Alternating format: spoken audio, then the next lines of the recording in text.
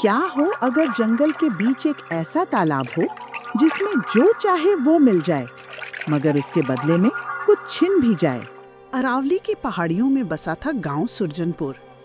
दिन शांत मगर रात डरावनी।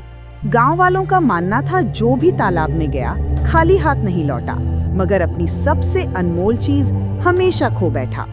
गांव में रहता था अर्जुन, 17 साल का गरीब अनाथ लड़का। उसका सपना था गांव के बच्चों के लिए स्कूल बनाना। अर्जुन की माँ हमेशा कहती थी, शिक्षा ही सबसे बड़ा धन है। माँ की बातें याद करके अर्जुन ने ठान लिया वो तालाब तक जाएगा। रात का समय, चांदनी फैली हुई, डरावना जंगल। आखिरकार अर्जुन पहुंचा उस चमचमाते नीले तालाब के सामने। तालाब ने बोला, क्या चाहता है तू? हर वरदान की कीमत होती है। अर्जुन बोला, मैं चाहता हूँ गांव के बच्चों के लिए स्कूल। अगले दिन गांव में खड़ा था एक शानदार स्कूल, लेकिन अर्जुन अपनी माँ की आवाज भूल चुका था। धीरे धीरे माँ का चेहरा भी धुंधला हो गया। गांव वाले कहने लगे, अर्जुन तू फिर से तालाब जा सकता है। अर्जुन ने कहा, गांव में पानी और फसल की बरकत हो। तालाब ने वरदान दिया, लेकिन इस बार अर्जुन ने खो दिया अपना बचपन।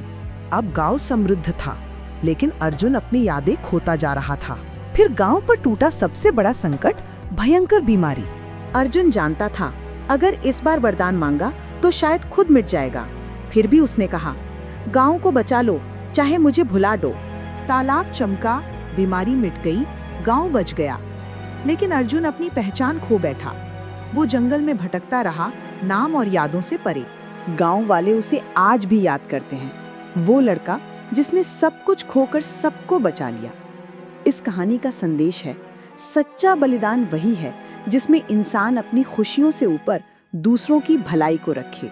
अगर आपको ये कहानी पसंद आई तो इसे लाइक, शेयर और सब्सक्राइब करें। और हमें कमेंट में बताइए, क्या आज के दौर में कोई अर्जुन जैसा बलिदान दे सकता है?